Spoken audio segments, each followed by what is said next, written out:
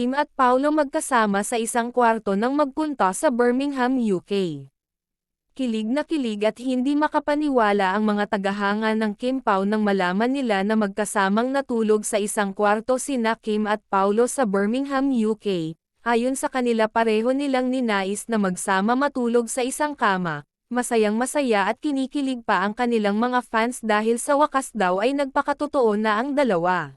Ayon sa kanilang mga fans pareho naman na daw handa sina Kim at Paolo na bumuo ng pamilya dahil nasa tamang edad na rin naman sila.